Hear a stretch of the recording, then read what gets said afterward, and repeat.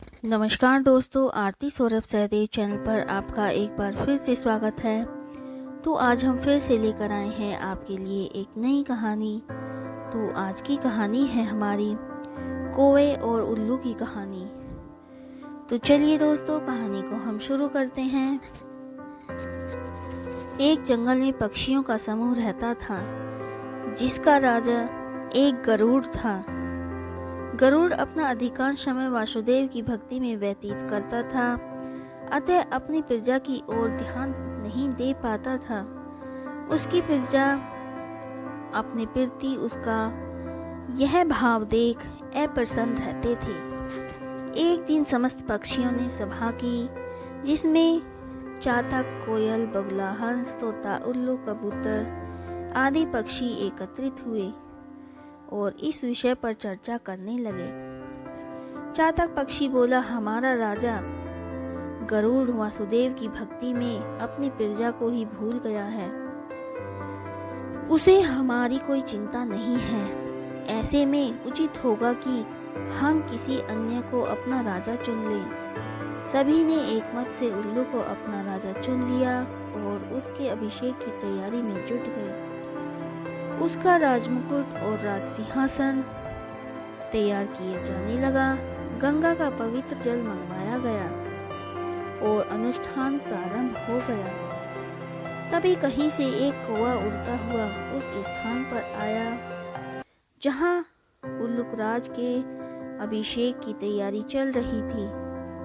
सारी व्यवस्था देख वह सोचने लगा कि यह सब किस लिए, किस समारोह के लिए ये सारी व्यवस्था की जा रही है। उसने कोयल से पूछा, मित्र, यहाँ किस उत्सव की तैयारी चल रही है? कोयल ने उसे उल्लू के अभिषेक के बारे में बताया। यह सुन कौवा हंसने लगा। उसने हंसता देख समस्त पक्षी उसके आसपास एकत्रित हो गए। उन्होंने उसके हंसने का कारण पूछा। कौवे ने कहा, राजा के लिए तुम्हारा चुनाव गलत है। सभी जानते थे कि कौवा एक चतुर और कूट राजनीतिज्ञ पक्षी है, इसलिए उन्होंने उससे मंत्रणा करना उचित समझा।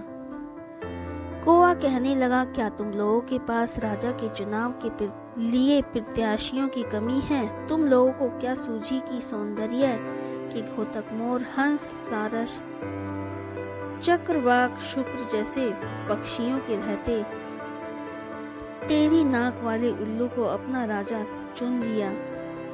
वह कहता गया, उल्लू रौद्र स्वभाव का आलसी, कायर और कटुभाषी पक्षी है, ऊपर से दीवान भी है। वह तुम्हारा क्या हित करेगा? उसने तो तुम्हारा वर्तमान राजा गरुड़ भला था। उल्लू की अपेक्षा वह तुम्हारे लिए एक अधिक कल्याणकारी है। उसके रहते उल्लू को राजा बनाने का क्या तुक? राजा तो एक ही होता है। एक से अधिक राजा होना प्रतिद्वंद्विता को जन्म देता है, जो विनाश की ओर ले जाता है। उल्लू जैसे अयोग्य को राजा बनाकर तुम पक्षी जगत का सर्वनाश कर दोगे। सभी पक्षी कौवे की बात से प्रभावित हो गए। उल्लू के अभिषेक का विचार त्याग कर वे सब वहां से चले गए। जब उल्लू अपने अभिषेक के लिए पहुंचा तो वहां एकमात्र उसका मित्र कृकालिका और कौवा थे। अन्य सभी पक्षी को न देख उल्लू अचरज में पड़ गया।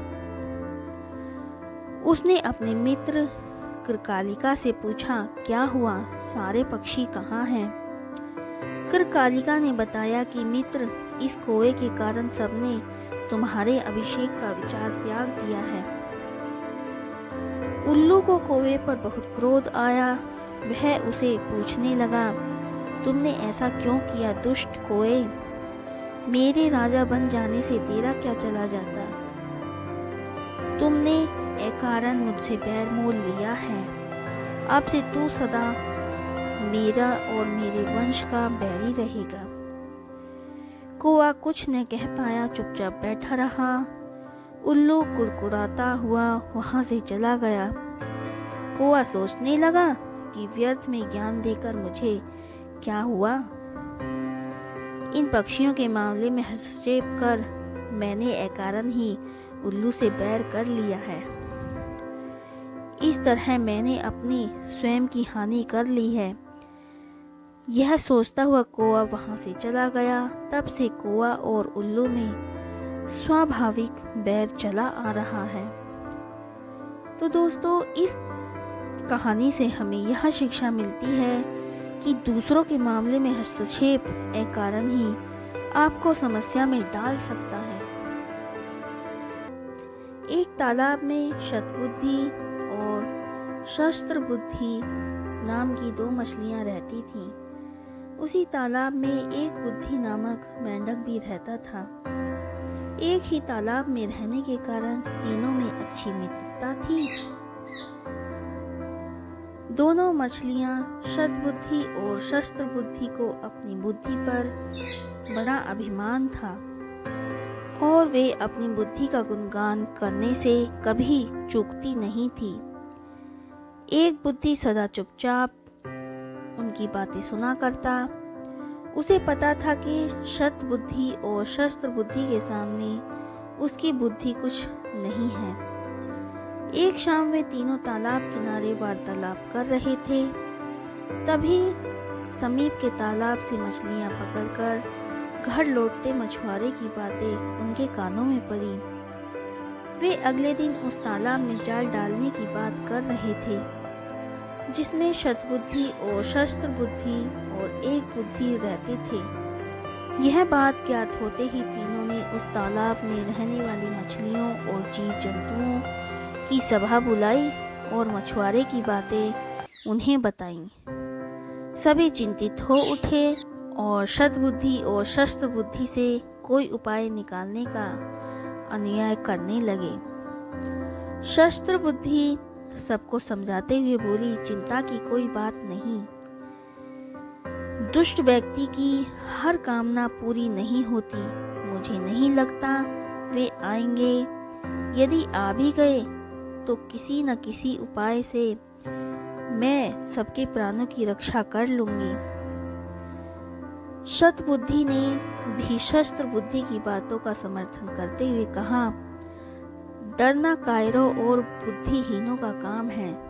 मछुआरे के कथन मात्र से हम अपने वर्षों का गृह स्थान छोड़कर प्रस्थान नहीं कर सकते। मेरी बुद्धि आखिर कब काम आएगी? कल यदि मछुआरे आएंगे तो उनका सामना युक्तिपूर्ण रीति से कर लेंगे। इसलिए डर और चिंता त्याग दो। तालाब में रहने वाली मछलियों और जीवों को शतबुद्धि और शस्त्रबुद्धि के द्वारा दिए गए आश्वासन पर विश्वास हो गया, लेकिन एक बुद्धि को इस संकट की घड़ी में पलायन करना उचित लगा।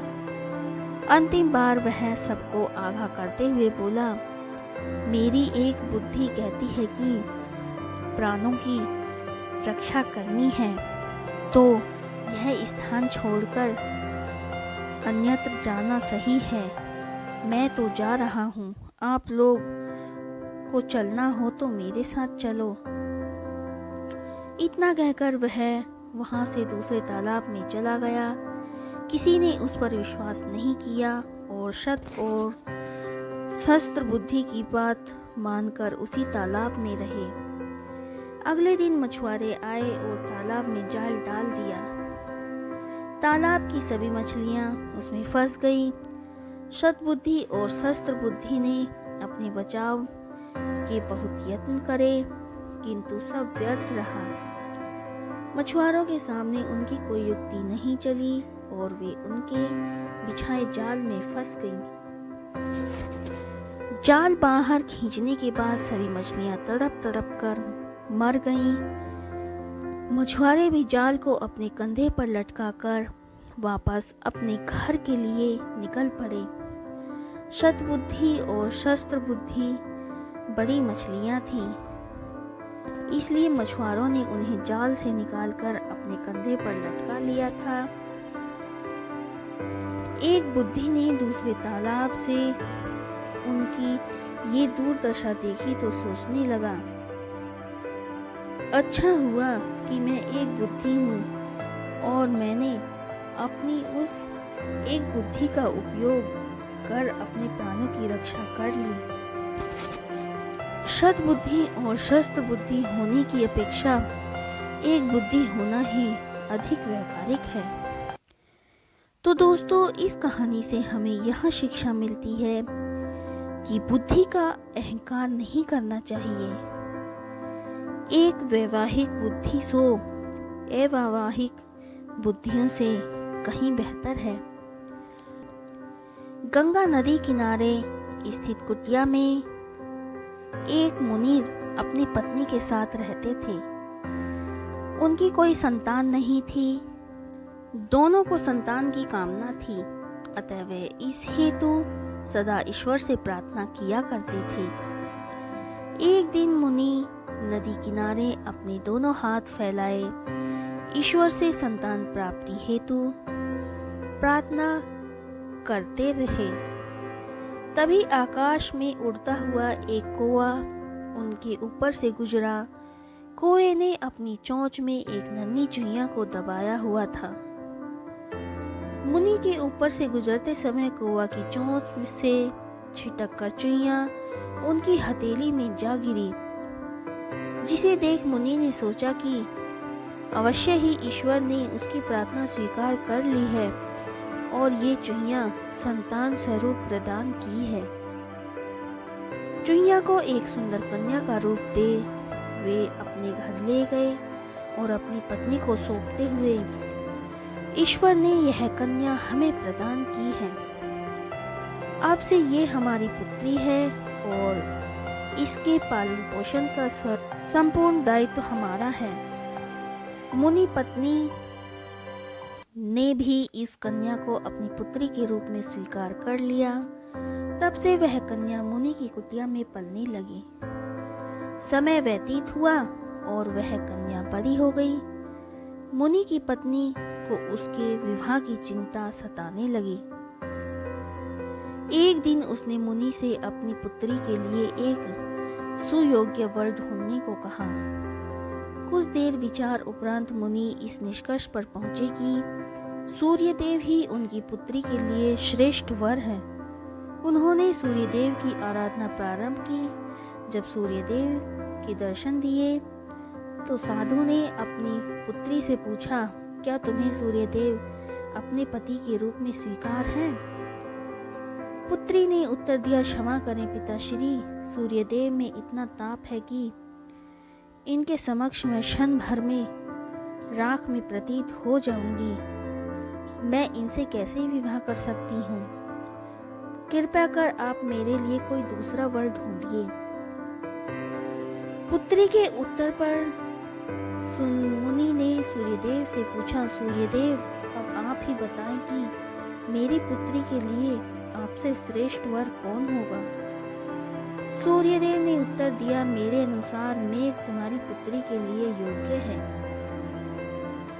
क्योंकि उसमें मुझे ढक देने का सामर्थ्य है। मुनि ने मेघ प्रार्थना प्रारंभ की और उनके दर्शन देने पर अपनी पुत्री से पूछा, क्या तुझे मेघ अपने पति के रूप में स्वीकार है? पुत्री ने यह प्रस्ताव ही अस्वीकार कर दिया और बोले, पिताश्री, मैं इतने काले व्यक्ति से विवाह नहीं कर सकती। साथ ही इनकी गड़गड़ाहट से भी मुझे डर लगता है। मुनि ने मेघ से परामर्श लिया तो मेघ बोले, मेरे विचार में वायुदेव तुम्हारी पुत्री के लिए योग्य हैं, क्योंकि उनमें मेघ को उड़ा देने की शक्ति है। मुनि ने वायुदेव को आराधना कर प्रसन्न किया और उनके दर्शन देने पर अपनी पुत्री से पूछा, क्या तुझे वायुदेव स्वीकार हैं? मुनि पुत्री बोली, वायुदेव तो बड़े चंचल हैं, कभी एक स्थान पर स्थिर नहीं रहते, मैं उनसे विवाह नहीं कर सकती। मुनि ने वायुदेव से उनसे अच्छे वह के बारे में पूछा तो वे बोले, मुझसे अच्छा पर्वत है जो मजबूती से एक स्थान पर डटा रहता है और तेज हवा, आंधी और तूफान से भी नहीं डरता। मुनि पुत्री सहित पर्वत के पास गया और पुत्री का विचार पूछा तो वह बोली, ये बड़े कठोर हृदय के हैं, मैं इनसे विवाह नहीं कर पाऊंगी। तब पर्वत ने मुनि को समझाया कि मुझसे योग्य चूहा है, वह कोमल तो है पर साथ ही पर्वत में भी सुराख कर देने की शक्ति रखता है। मुनि मूषकराज को बुलाया और अपनी पुत्री से पूछा कि क्या उसे मूषकराज से विवाह स्वीकार है। मूषकराज को देख मुनि की पुत्री को एक अपनत्व भाव का अनुभव हुआ और वह उस पर मुग्ध हो गई। उसने मूषकराज से विवाह करना स्वीकार कर लिया। तब मुनि अपनी पुत्री से बोला, यह भाग्य है, तुम इस दुनिया में चूहिया के रूप में आई और अब भाग्य से तुम एक चूहे से ही विवाह कर रही हो। मैं तुम्हें तुम्हारा मूल रूप वापस प्रदान करता हूँ। मुनि ने अपनी पुत्री को चूहिया में परिवर्तित कर दिया और उसका विवाह मूषकराज से करवा दिया।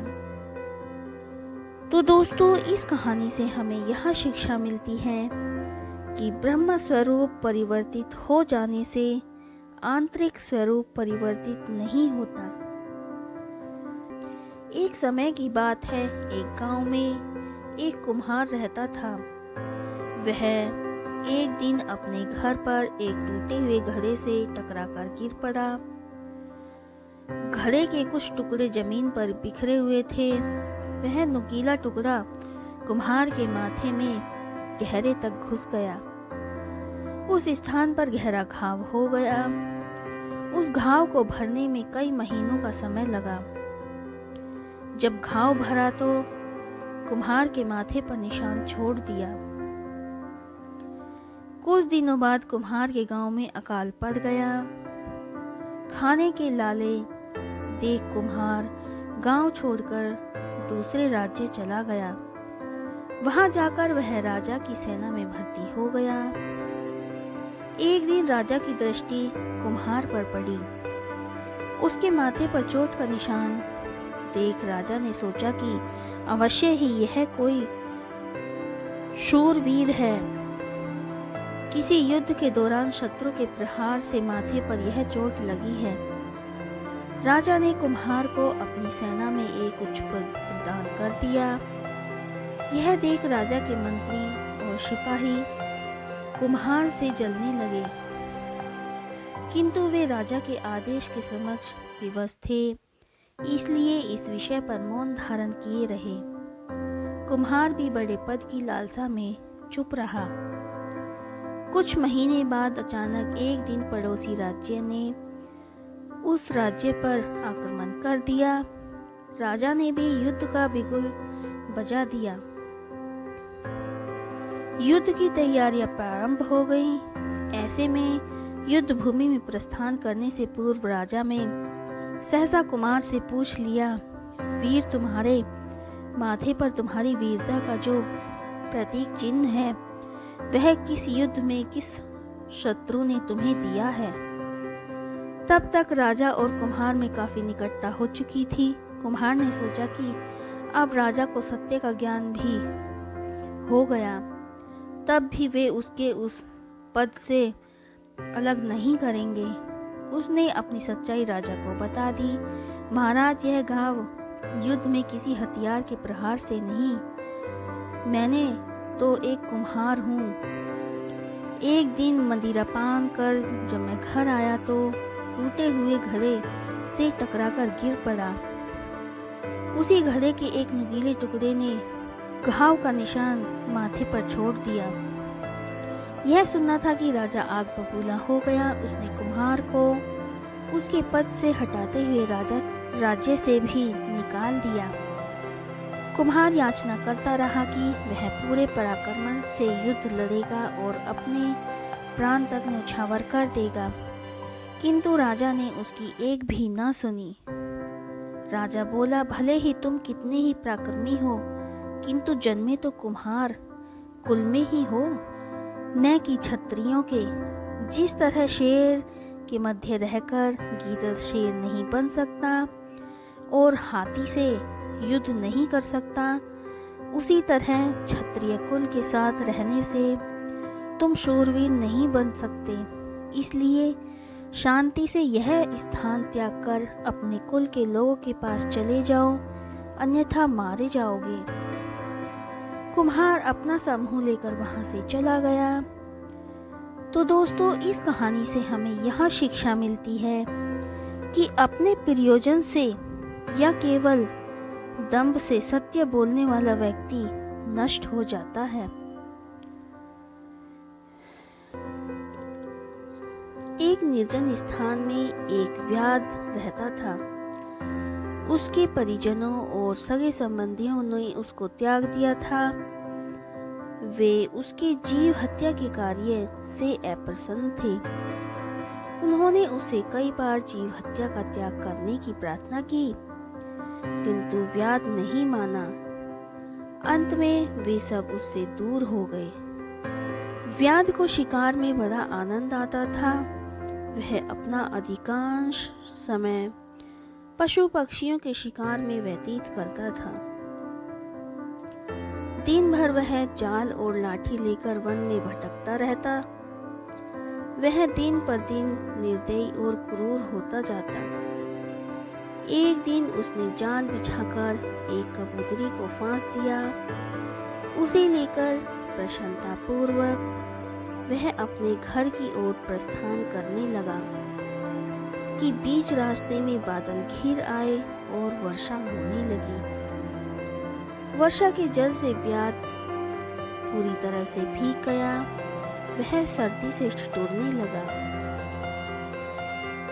वह वर्षा से बचने के लिए आश्रय ढूंढने लगा। कुछ ही दूर पर उसे पीपल का एक वृक्ष दिखाई पड़ा। उसमें एक बड़ा सा खोल था जिसमें एक मनुष्य घुसकर बैठ सकता था। व्याध ने सोचा कि कुछ देर के लिए यहाँ शरण लेना उचित होगा।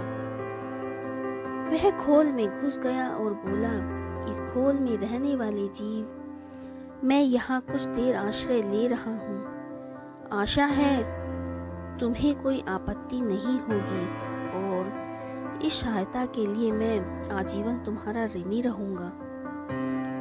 उस खोल पर कबूतरी का पति रहता था। उसे व्याध ने पकड़ लिया था। वह अपनी पत्नी के बिछड़ जाने के कारण दुखी था और विलाप कर रहा था।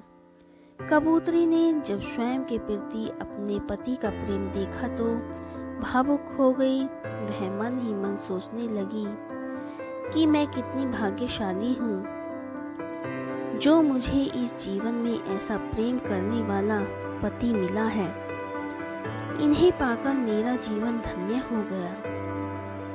वह अपने पति से बोली, स्वामी विलाप मत करो, मैं यही हूँ। इस व्याध ने मुझे जाल में पकड़ लिया है। कदाचित ये मेरे कर्मों का फल है, किंतु आप मेरी चिंता में व्याकुल ना हो। अपना कर्तव्य निभाते हुए शरण में आए अतिथि को सेवा सत्कार करें, अन्यथा तुम पाप के भागी बनोगे। कबूतरी की बात मानकर कबूतर व्याध से बोला, वधिक आपका स्वागत है। आप यहाँ निसंकोच विश्राम करें। यदि आपको किसी प्रकार का कष्ट हो तो मुझे बताएं, उसकी निवारण का हर संभव प्रयास करूंगा। व्याध बोला, मैं वर्षा के जल में भीग गया हूँ, मुझे ठंड लग रही है, कुछ ताप की व्यवस्था कर दो। कबूतर ने लकड़ियां जमा की और उसे जला दिया। अतिथि आग सेकने लगा और उसकी ठंड दूर हो गई। फिर कबूतर ने सोचा कि अतिथि अवश्य भूखा होगा, मुझे उसके लिए भोजन की व्यवस्था करनी चाहिए। किंतु उस समय उसके पास अन्न का एक दाना नहीं था। वह विचार करने लगा कि क्या करूं कि अतिथि की भूख शांत करूं। कुछ देर विचार करने के बाद उसने निर्णय लिया कि अब तो कबूतरी भी मेरे साथ नहीं है, मैं जीवित रहकर क्या करूँगा। मुझे अपने ही शरीर त्याग कर व्याध का भोजन बन जाना चाहिए। यह सोचकर वह आग में कूद गया। उसका ये बलिदान देख व्याध की आत्मा व्याकुल हो गई। वह आत्मग्लानि में डूब गया और मन ही मन स्वयं को धिक्कारने लगा। उसी क्षण उसने कबूतरी को मुक्त कर दिया। कबूतरी ने जब अपने पति को आग में जलता देखा तो विलाप करने लगी और कहने लगी कि मेरे कर्मों का फल है ये सब, जिसकी सजा आपको मिली। अब मैं अकेली इस संसार में जी कर क्या करूँगी। कबूतरी ने भी आग में कूदकर अपने प्राणों का त्याग दिया। कबूतर और कबूतरी का ये बलिदान देख व्याध की आंखें खुल गई और उसने उसी समय जीव हत्या त्याग देने का प्रण किया। तो दोस्तों, आज की कहानी हमारी यहीं पर समाप्त होती है। आज की कहानी आपको हमारी कैसी लगी हमें कमेंट करके ज़रूर बताएं। अगर आपको हमारी कहानी पसंद आई हो तो उसे ज़्यादा से ज़्यादा लाइक और शेयर करें और हमारे चैनल को सब्सक्राइब करना ना भूलें। धन्यवाद।